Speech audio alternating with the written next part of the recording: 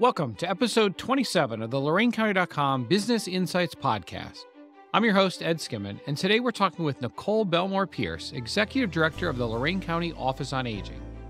Join us as Nicolle talks about the wide range of services offered by the Office on Aging to help seniors age successfully. Nicolle covers key programs including information and referral, benefits assistance, options counseling, medical transportation, home modifications, nutrition programs, and more. Nicolle also shares her career journey. My first job out of graduate school was with the Lorain County Chamber of Commerce. Each month, a group of senior volunteers would take over the back conference room and fold, label, and stamp the Chamber's monthly newsletter that was sent to hundreds of local businesses. The volunteers were from the Lorain County Office on Aging's Retired Senior Volunteer Program, or RSVP volunteers as we called them. What I remember clearly, almost 30 years later, is how much talking and laughing came from the conference room. What a great way to contribute, socialize, and stay engaged. Here is my conversation with Nicolle Bellmore Pierse. Nicolle Bellmore Pierse, Lorain County Office on Aging, and I am the Executive Director. Welcome, Nicolle. Thank you for joining us and sharing your insights. Could you provide an overview of the Lorain County Office on Aging? Absolutely. Lorain County Office on Aging has been in existence for 50 years, since 1974. We are a nonprofit organization that is designated to serve Lorain County seniors. I like to say from tip to tail, we serve the entire county, and our focus is on providing resources, supports, and advocacy so that Lorain County seniors can age successfully in the place that they choose to call home.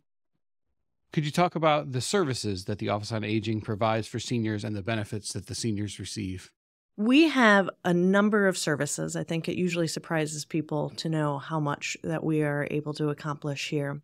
We are the Identified Aging and Disability Resource Center for Lorain County, and that has several different programs as part of it. First is information and referral, and this is specialized information and referral for seniors or family members of seniors to call in with questions, and we will connect them to resources, whether that's our own resources or additional resources throughout the county. We then provide benefits assistance. So that's helping seniors sign up for and utilize entitlement benefits, whether that is helping them go through Medicare and decide every year which Medicare plan is the best for them, or whether it's helping them apply for and receive energy assistance, programming, even cell phones. We also provide options counseling, and that is long-term care planning. So, for instance, if your mom has fallen within the last year a couple of times and you're starting to think, boy, I don't know if mom can safely live at home, our options counselor will go in, they will do an assessment and see if A, the person qualifies for a different level of care, and B, if there's a simple solution. Sometimes it's just that your mom needs to pick up the 6 throw rugs that are all over the house and that you're tripping over and she's tripping over, and she'll stop falling. So that's all out of the Aging and Disability Resource Center. We then provide medical transportation, door-to-door services within the county for seniors to medical appointments. That can be a doctor's appointment, that can be a lab draw, that can be a mental health appointment. We provide what I call aging in place services. So that includes housekeeping services. Those are light housekeeping, dusting, cleaning up the kitchen, helping with laundry, sometimes even grocery shopping to keep people safe in their homes. And then we also provide home modifications. We do things like installing ramps, installing grab bars, doing tub cuts, installing ADA toilets, and all of that is done free of charge for folks. We, since 1976, have had the Retired Senior Volunteer Program. That is an AmeriCorps National Service program, and we connect seniors age 55 and above with a variety of volunteer opportunities. I like to say if you have an interest, we probably have a site for you because we have 45 different stations, we call them, where seniors can volunteer. We have kinship services for grandparents and other older adult relatives raising minor children. So that includes education and support groups, case management services, legal services, and that's to make sure that the grandparents are supported as they're parenting the second time around. We have a variety of nutrition programs. So we have an emergency food pantry here at our main office in Elyria that is open Monday through Friday, 9 a.m. to 3 p.m. for anybody. There is no age restriction on visiting our food pantry and accessing food if you are finding yourself short.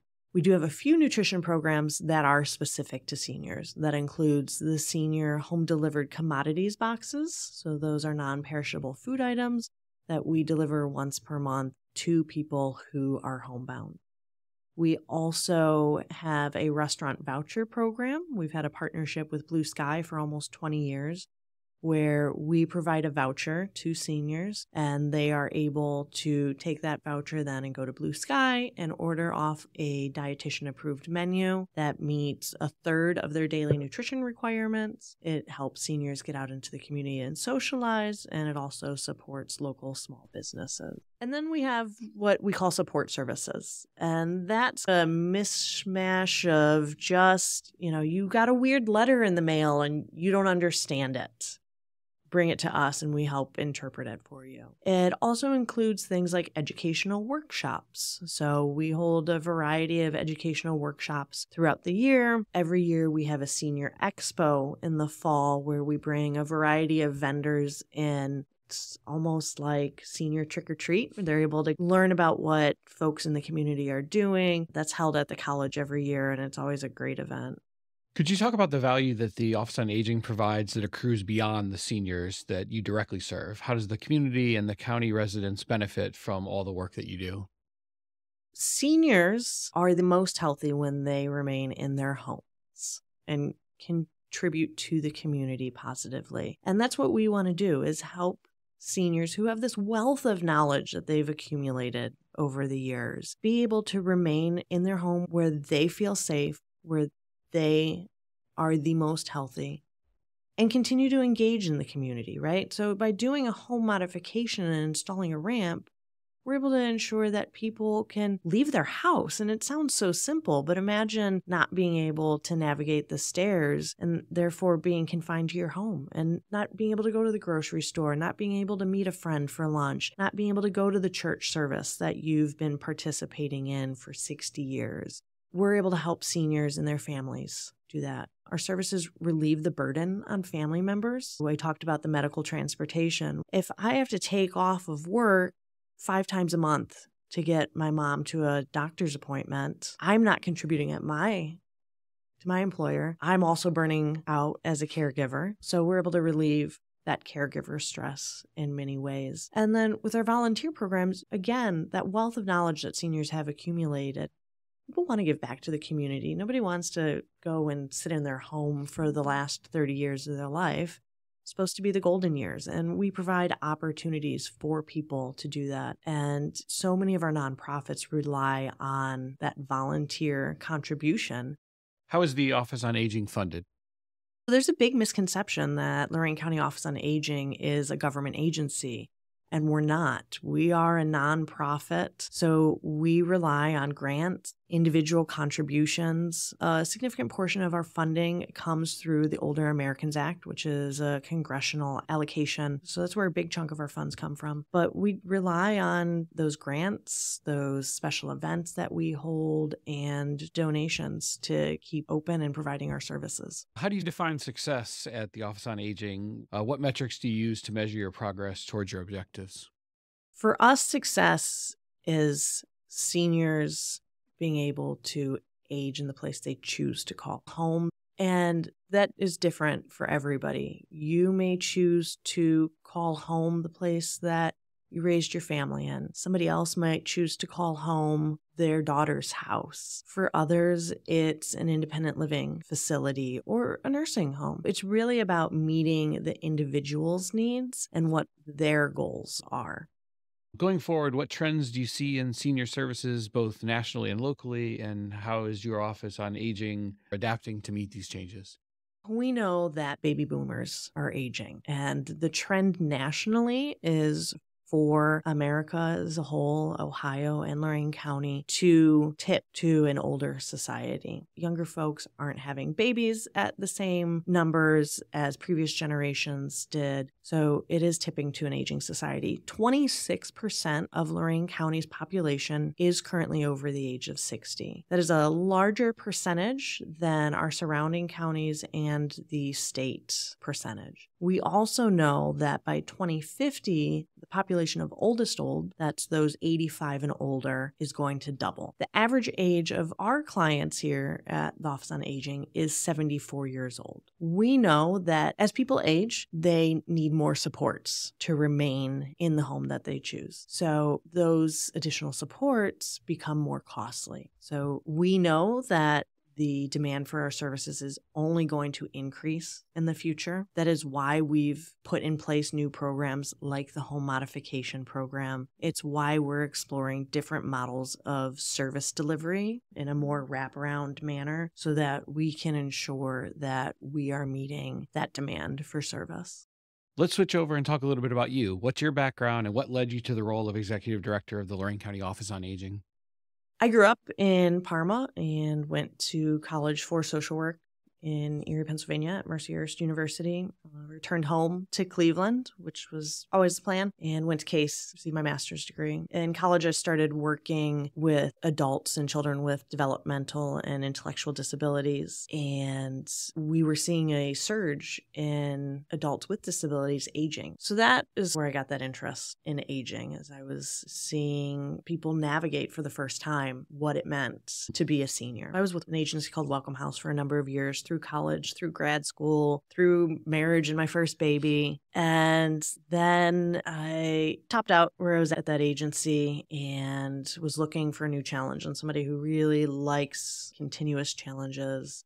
I really like to problem solve. I like to develop things. And Family Promise of Lorain County was opening, and they were looking for their founding executive director. So I took a huge leap of faith, leaving a very large, organized, endowed organization, and came to Lorain County. And my husband and I were building a home, coincidentally, in Lorain County at the time. So I was like, this is perfect. So I was founding executive director of Family Promise of Lorain County, worked there for 4 years, and really there I tipped to the other end of the spectrum and noticed, wow, we're doing these things for adults, but we can really make a change in the community if we work with kids. So I went to Horizon Education Centers, worked there on community development programming. So that included a kindergarten readiness collaborative, and then a middle school program, and an AmeriCorps program, which is all about service to the community. Made another jump to May Dugan Center in Cleveland for a development position because I knew that I was ready to lead a larger organization and wanted to further develop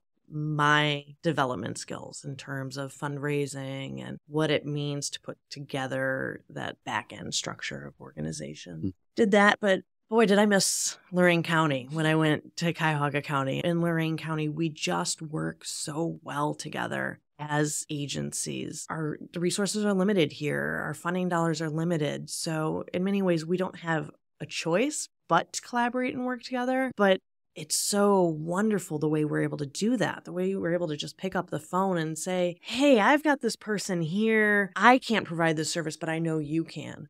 As a member of Rotary, I mentioned that I was looking for a new job and I really wanted to be back in the county. And the executive director position had opened up here. I've been here almost a year now, and I'm just thrilled to be back in the county and helping take the Office on Aging to its next stage of service to the community. In your professional career, what are you most proud of accomplishing? I am most proud of bringing the Imagination Library to Lorain County. So when I worked at Horizon Education Centers, as I mentioned, I ran the Early Literacy Collaborative, Ready, Set, Go to Kindergarten. And there had been talk in the community for a couple of years about, wow, there's this Imagination Library program that Dolly Parton does that sends free books to children 0 to 5. it would be great if we could figure out how to bring that to the community because it needs a community sponsor. And I talked to our partners at Ready, Set, Go. I said, we need to do this. We will figure it out, but it is something that we just need to do. Kids need those books. There's nothing ever bad about getting books into the hands of people at any age. So we started it with Ready, Set, Go, and then the Stocker Foundation decided to expand it to Lorain County. Then First Lady DeWine decided that it was going to be her mission to take it statewide. So now that program is statewide, and there's kiddos across the community getting books. And as a nerd, that makes my heart so happy.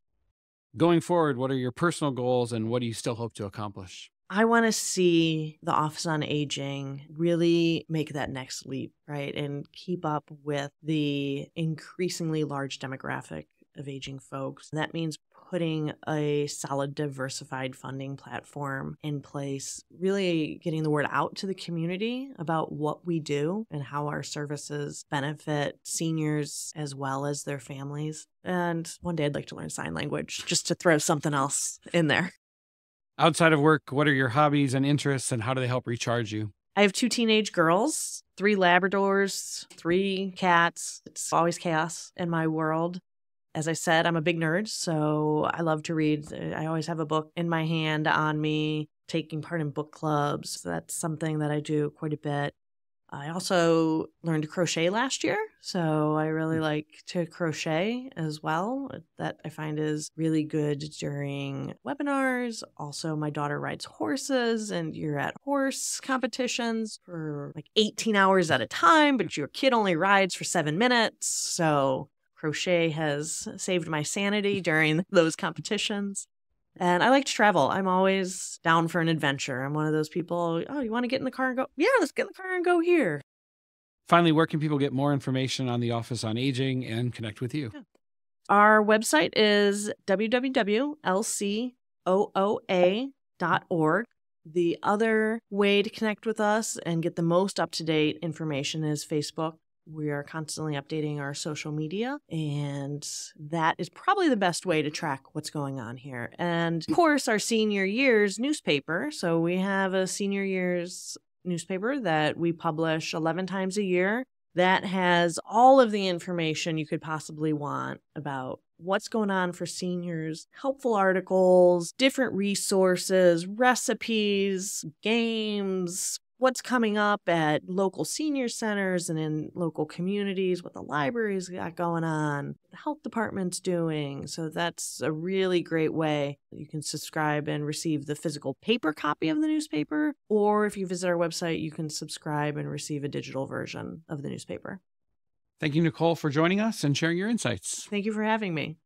Thank you for tuning in to this episode of the LorainCounty.com Business Insights Podcast. We hope you found this conversation informative and that it provided some ideas that will help your business continue to grow. Please follow us on your favorite podcast platform to hear each episode where we shine a spotlight on local resources that will boost your business. And we want to hear from you.